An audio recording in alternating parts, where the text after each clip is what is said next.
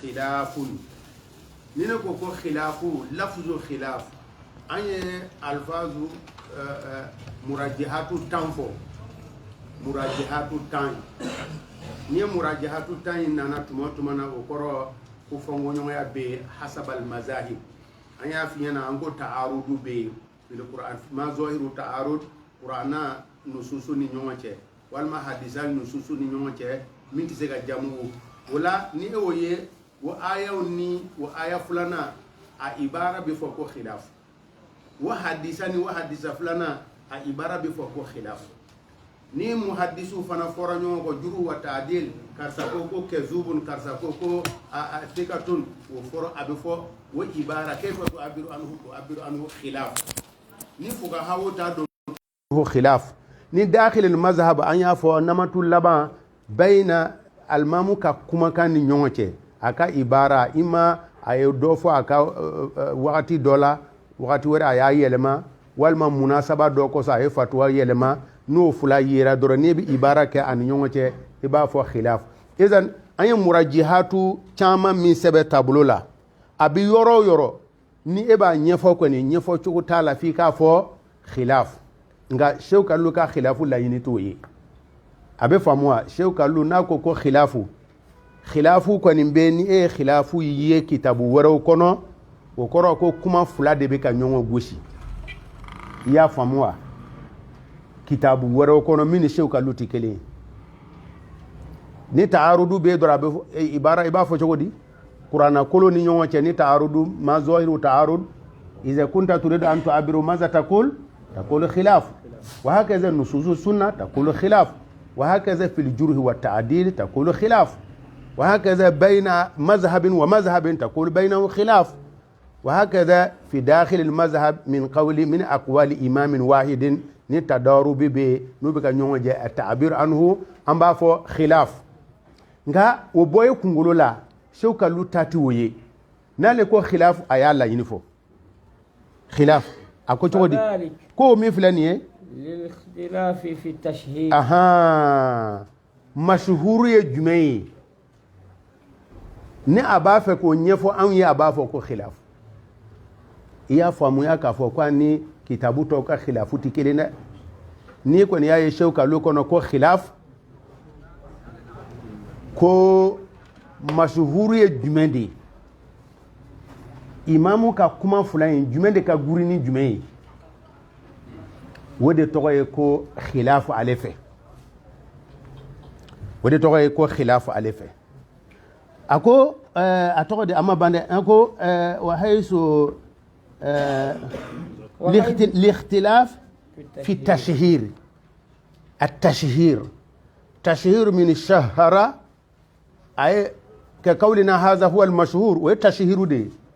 من على وزن فعل كفو كون نيندي كما دوني ني تشهير فو انيو تشهير عباره فو درس تمنين في التشهير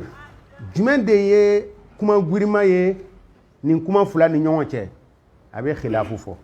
طيب اي باب النجاسه دايله باب النجاسه دايله باب النجاسه هل ازاله النجاسه asebene me tableau la ta eko yoro kalabam hal izalatu najasa هل إزالة النجاسة yali nogo wulili عن ثوب مصل kabo seliba farikolo la finina ولو طرف عمامته hali aka jalamugu nungu o law fana khilafu fo chugo doye ambo nyefo ambe law ta fo nyefo nyefe law وبدني ana afarikolo ka nogo wuli ومكاني ana aka seli yoro لا طرف حصين aka debe nungu o tala o seli binye hal nasoro banako tabi ka debe nungu na o te bonda kono sunna de don wa أو واجبة walma wajibu don ne ko sunna don ya fa bike eye ni wakati bora ne ko wajibu don ya fa tike eye de hal ni wakati bora otumana ni ko sunna don ni nogo be ka farikolo la nogo be ka farikolo la wala be ka seli debe la wala be ka kanafini na ne ko sunna don wo mafuhumu ne hakili jigila kunan sini seli fanana ya fa bi kema ni wakati bora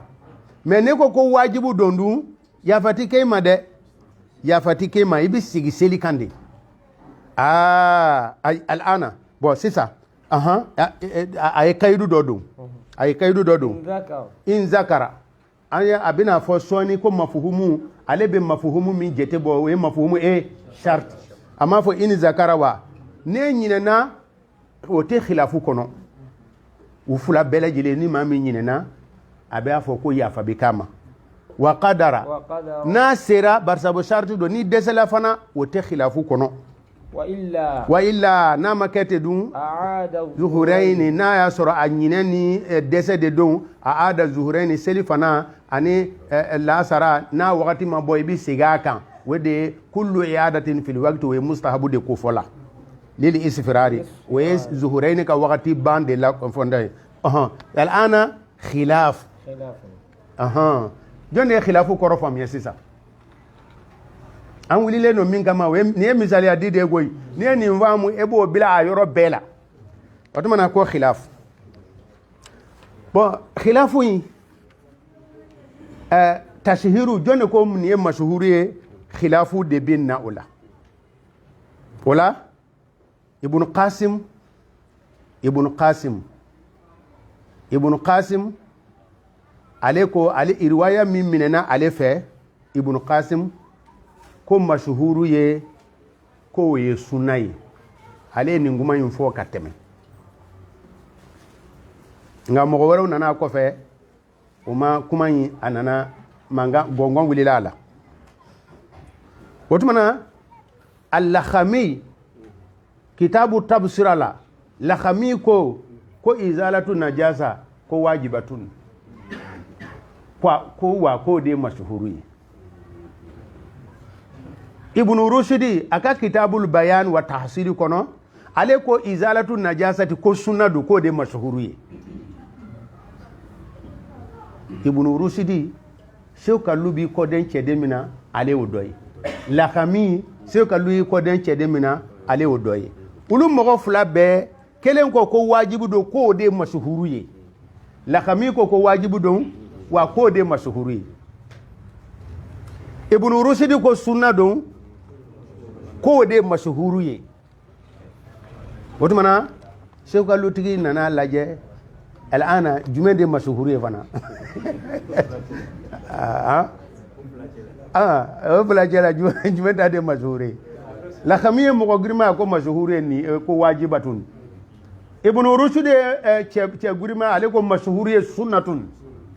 sheuka lutigi nana jo akuna ko ne bi ni lakale mo ye chogodi nga kitabu kono kasoro makuma cha yaudala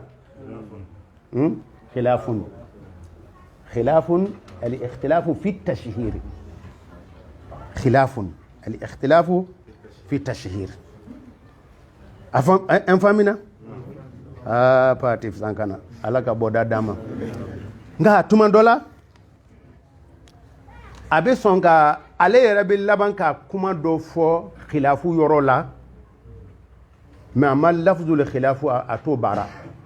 mais oyaye u ka khilafu la aba fe ka do de deme na ba fe ka do deme abo deme ni fele doye mais akana na ka sharia soso parce que na ko ni khilafu fo yoro mina e ka dala o koro mashhuru de ma do abulo tashhiru ale mo de don khilafu de bi tashhiru la o de la aba fo khilafun nga yoro do la abe deme dun abe ta do fe nga wo ibara ba da manabulu ayini laje ko az-zakatu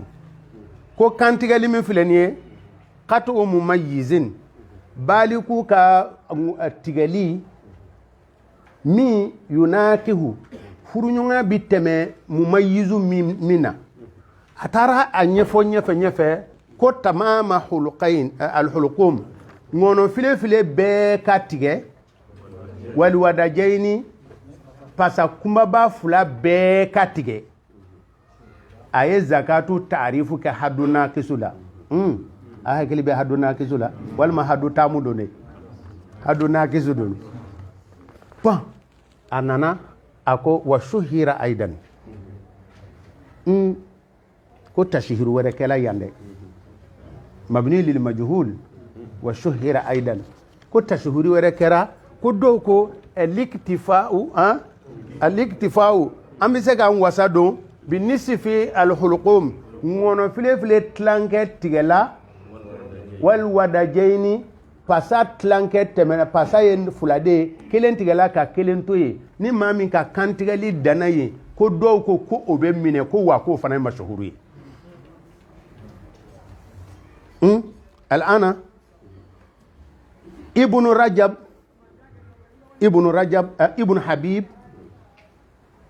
ابن حبيب ko ngono file a nisfu tigali ago ko be wasake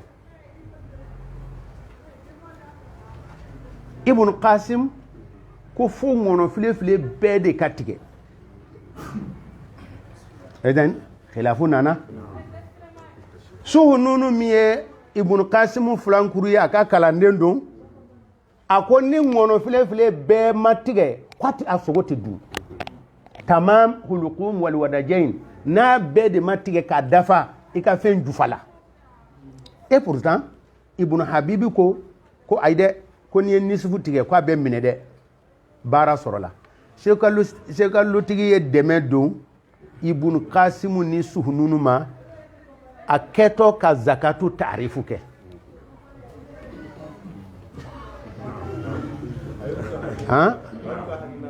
ayo luka ma khilafu lafzu fode ayo lu ta giriya ka ibn habibi tayin fili kofe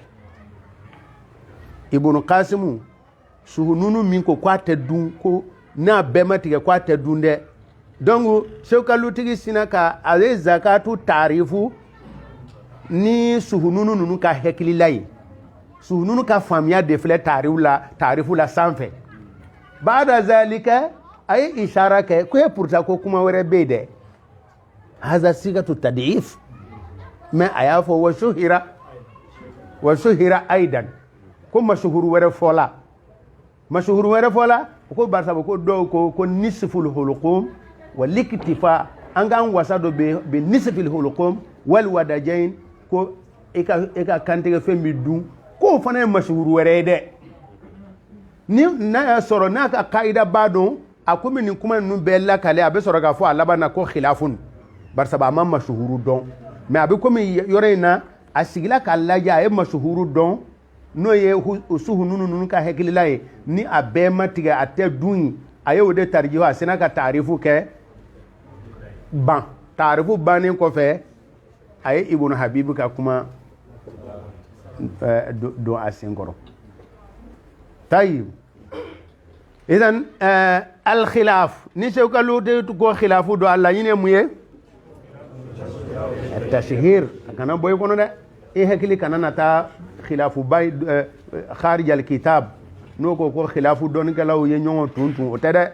ale tay ni yorena ne ma mashhuru de ma a getura do ya fo getura do were fo ya fo getura do ko mashhuru do getura were mashhuri po tayib sewkalu a sharha bawero ulu ko ale ka ni tashhiruin aka tashhiruin yali tabaka bi jeti alawa at-tashhiru fi tabaqat tashhiru tabaka numbu bolo fokata se tabaka tamma tabaqatul ula waye maliki ka kalanden directu ye malika kalanden ta kalanden waye tabaka saniya ye o kofe wo sorola ka kilase nisfu qarnin munun bi teme ola o bo ke tabaka doye donc san keme fula o konona na munun bi teme o tabaka doye keme fula ni biduru tabaka wore keme saba tabaka wore wotumana mutaqaddimuna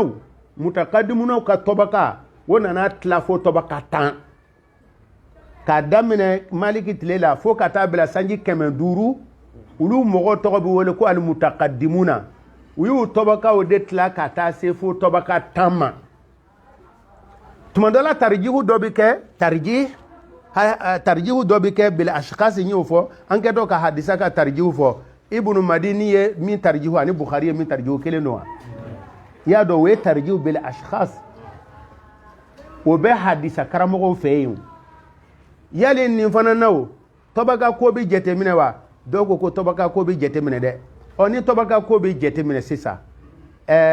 la khami sisa la khami ale be tobaka tasiu de la khami nunu be tobaka tasiu la ale ibn rusul be tobaka tasiu la mazari bi se ka ke tobaka ashirai wotumana ni mazari ni la khami nyongo soro ango la khami ka tobaka bi mazari tanye basa we tobaka ashuru walima ni la khami ni irsalatige nyongo kumbe irsalatige be sanji keme saba ani bishegi sanji keme nani nyongona de donc ale bise ka tobaka saminu walima tobaka sobaka samin ale be tobaka saminu nyongona de la donc tobaka saminu te wosoro esigi wobi jete ni yore nawa ko anyanga mina de barsabu tarjiu be tobakati obe nga ko shew kalu ko moko kana mine bi tarji bi tashhiri tobakati kafo ko tobakatu la ni ibna anye ni sisa anye bonda mina sisa ibn habib ani ibn qasim wuli ye tobakatul ulay suhununu ye tobakatu saniya wal masalisa mais muna ambe suhununu ka kuma jete nunu gerefe na asoro tarjiu ye bi tobakati suhununu ka tobakati ibn habibi tasoro ati ibn qasim tasoro mais zakatul hulukumina muna ambe ibn suhununu ni ulu belajele ku otumana o tamyizu te tobakatu kote ni yorena shuyuku malikiya doron doko mashuhure niye doko mashuhure niye shew kalum ma se ka kiri tige nin ko mashuhuru ni ninka mashuhuru la jume de be bila jume ye no mondeli jola anye koro abe khilafu kuma fo tay anga tanya fe almam araju na fora ko ni de mashuhuru ye o koro bara de bikana misali ala anye izalatu najasati mi foni do ya fo ko la khamika kuma kan ko o de mashuhuru ye ko me al ma'mulu bihi suhunu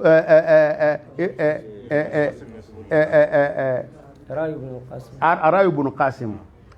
qasim min ko sunado ko ma'mulu bihi ko sunna de do ko mashuhuru ye wajibu wujuba sunani wa ila khamika kuma ye nga malikiya mubtada bi min fo ko nin ko izalatu najasa abe sunna de minen kono wode ko so wo bi seli jurusara benka bo mogola ne a khatawiye mami soro seli jurusara bi benga bo mogola a khatawiye mami soro donc idan ko al mashhur qawlu lakhami alladhi yaqulu bi wujubi izalati najasati wujuba shuruti wal mashhur al ma'mul bihi barakaranu ye wede kafo ko sunnatu don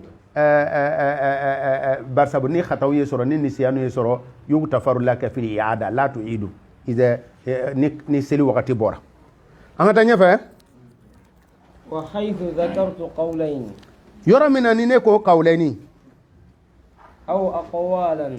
walma ni ne ko aqwalu be fadhalika li'adami ittila'i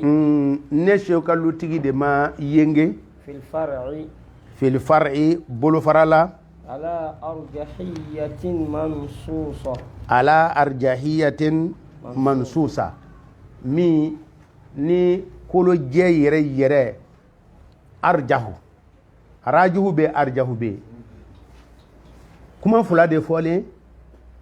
a fula be se ke arajuhu yede mais do ko ni arjahu be arajuhu nye ni kuma fula yi ni rajuhu ni rajuhu ye mais a fula yi sigatu tafdil jonde arjahu ye ayo ibara de barade ala arjahiyatin gurima temene arajuhu fula ni nyonga che jume de arjahu ye chena ne ma wakati soro ko jete donde manususatin min fana ka arajuhu ya ne adalu sebenen don na ma wakati soro ko nye soro tayib e kana sisa babu folo la wa fi tathiri bima inju ila fil fammi qawlani e ko yoro la jaba babu folo kononana yoro dola abafo wa fi tatihir bima in ju'ila fil fam page wolumla nana page wolumla nana wa fi tatihiri bima in ju'ila fil fam qawlani bon c'est ça Ibn Qasim ko ni ji kɛra da la wudadul abiya b'a yɛlɛma busɔku b'a yɛlɛma mukhatu b'a yɛlɛma ko wudadul abiya daji min ni bi dumuni kɛ fɛn dɔ min mi jigi ale ye ji yɛlɛmalen de jati busɔku e b'i yɛrɛma daji min bi kɛ e da la mais Ibn Qasim ko no o bɛ ji yɛlɛma ko barisa wa ni ji tɛ sigi ɲɔgɔn ye ani ji tɛ sigi ɲɔgɔn ye donc n'ale donna ji la ale bɛ ji yɛlɛma a sahabu ko Ibn Qasim tɛ sabali ne ni e bɛnnen don ko busɔku ye tɔhiru ye ko wudadul abiya n'a kɛra i ka fini na fɛn t'a la i bɛ seli n'a ye tɔhiru don ni tɔhiru don mun ba ale tɔhiru lama mun b'a to a bɛ ji yɛlɛma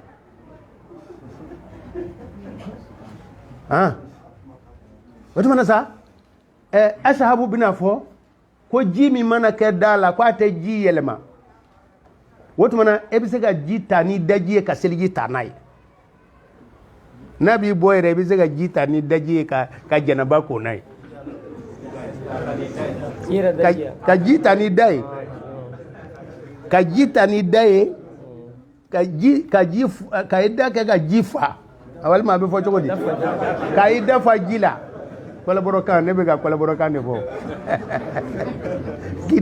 k'i da fa ji la n'i da fa ji la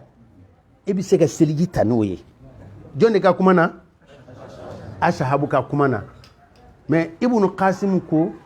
non i tɛ se ka seliji ta n'a ye a yɛlɛmana mais Sewukalutigi ye nin lakale taradudu kɔfɛ taradudu ye adamanata ye nazuru ye adamanata ye barisabu a ye kuma dɔ de fɔ ko wa fi ja'alil al-mukhaliti al-muwafiqi kal mukhaliti nazaru o de kuma fɔlen kɔfɛ ni sɔrɔla na ka na ji yɛrɛ ani fɛn wɛrɛ olu nana yɛlɛma ɛsigi sisan bɔgɔ bilenman a ji kɛra bilenman i y'o ka ɲi i ye fantaji bilenman bon a la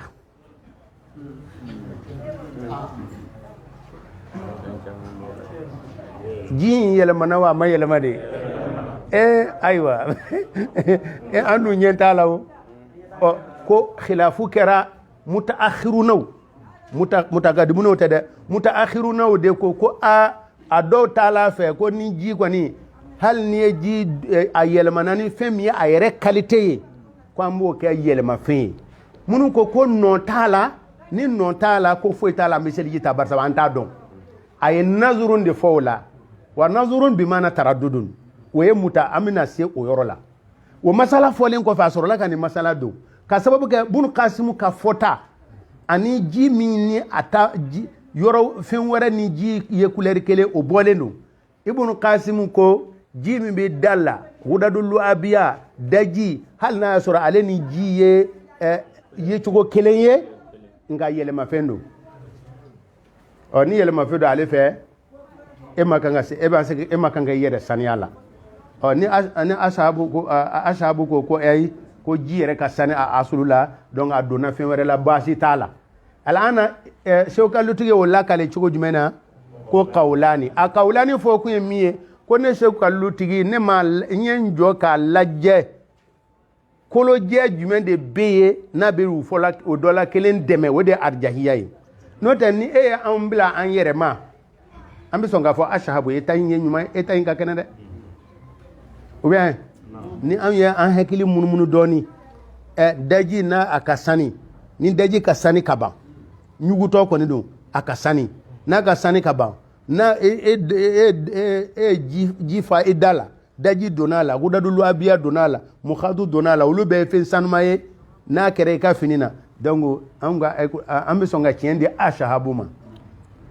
ka ila dɔnniya fana an ka malikiya te a t'o kunkolo lafiya mɔgɔ ka tiɲɛ di ka ibunu kasimu to ye dɛ ni ye ibunu kasimu ni ye tiɲɛ di ka ibunu kasimu to ye o tɛ kɛ ko nɔgɔ ye dɛ idan ale ma kolojɛ ye min bɛ ale dɛmɛ ka jo di mɔgɔ kelen dɔ la kelen ma o yɔrɔ la a bɛ qawlani fɔ a bɛ aqwalu fɔ o la a ko li adami itila'i ne ka yengeni baliya la mun de la fil far'i bolo fara la giriman na min ye mansusatin min ni a sɛbɛnnen don wa'tabiru n bɛ n yɛrɛ taasi bi mana n bɛ a minɛ n b'a kɛ dalilu ye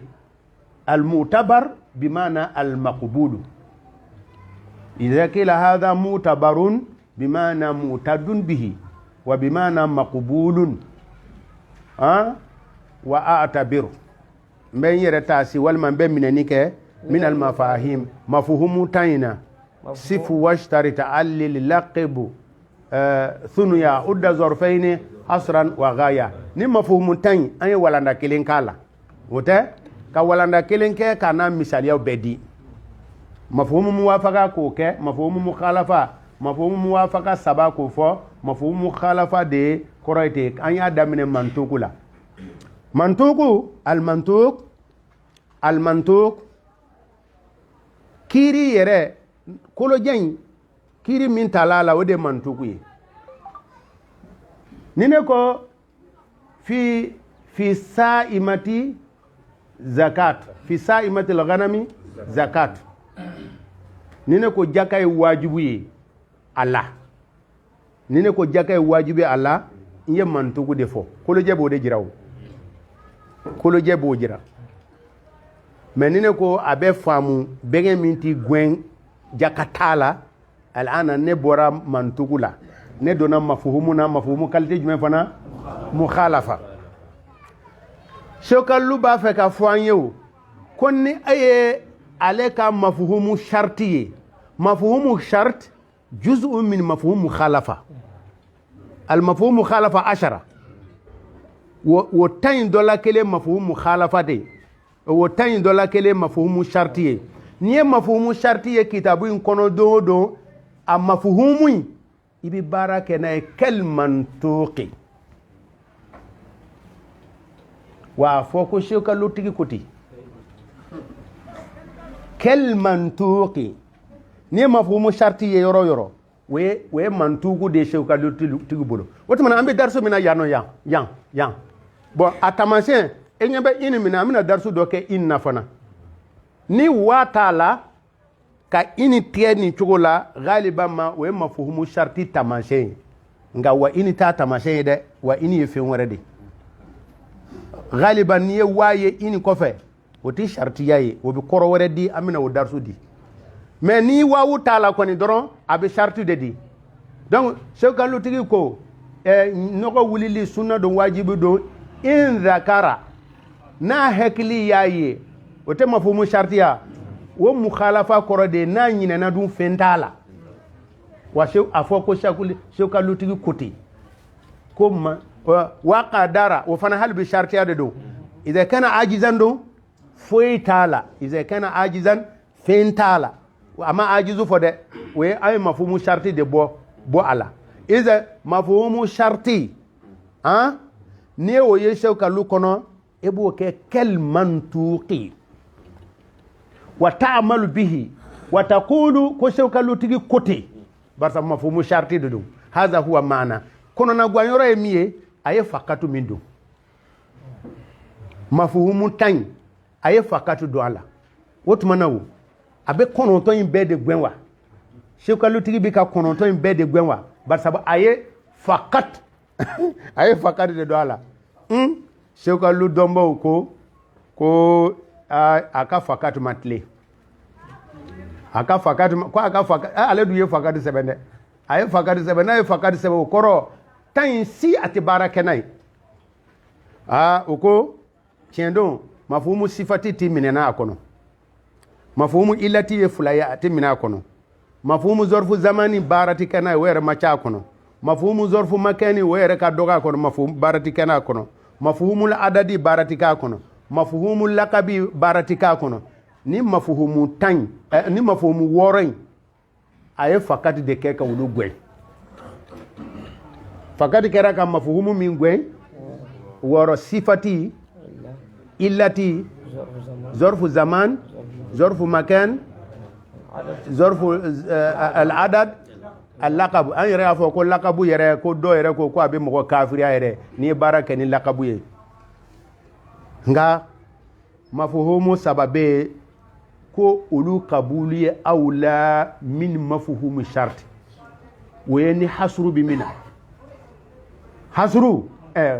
hasru ya awla min mafhumu shart وبالتالي شوكا لوتيغي او مفهوم الشرطي وياك كما دو بمنه بارا بكناي الحصر بارا بكني غايتوي بارا بكني استثناء شوكا لوكونو ني مفهوم استثناء نانا ابي شرطيا من تشوغو منا علي فنا بمنتي اي كما دو فا كو الا اي استثناء كي استثناء دونا منا ومفهوم مخالفه من بي كلمنطوق ني غايه دونالا ومنطوق ومفهوم مخالفة من بيه في الغاية كالمنطوق وهكذا استثناء بالحصر استثناء كراني حصرية ومفهوم مخالفة بكي كالمنطوقي طيب أيوة أنكم نقول بيني كشوف ده أنت جواني يورينا أنجا جواني يورينا ده فلا أنجا جواني يورينا وأعتبر من المفاهيم كم مفهوم منك كحجة كم مفهوم مخالفة بلا كم منطوق كل جيرة من جرا عليه حجة دي بفو المنطوق حجة هو ما دل دليل في محل نطقه كما يرى لا يا جراي نيورينا أما تقربا دو سجلي يفو ينفني نوتي ممنانية أتافه كوا توكو كفو إمام يعقوب الدمية عليه مختصر روضة كلام فيه مختصر روضة مجلد بلي با سبادة دون في علم الأصول مجلد بلي با دخام نيا مجلد كلين في بسرا bon mujalladu fulana mafahimu doroni ba kono mujalladu fulana be mafahimu nunu qualité ana misaliyaw ana fengaw de ba kono mukhtasaru rawda kalanka dini maraqi nazmundi aywa wodela ni ambe kan mi fo domina an darsu ke mafhum wala mafhum khalafa ni mo mi ma konga darsu doye e bi wo shika sore ma donda soro de nga ni mo mi don nene ala abe famu aywa ambe bitayin bilani yorayna subhanaka allahumma wa bihamdika nashhadu an la ilaha illa anta nastaghfiruka wa natubu ilayka subhana rabbika rabbil izzati amma yasifun wassalamu alaykum wa rahmatullahi wa barakatuh ambalo muso munumina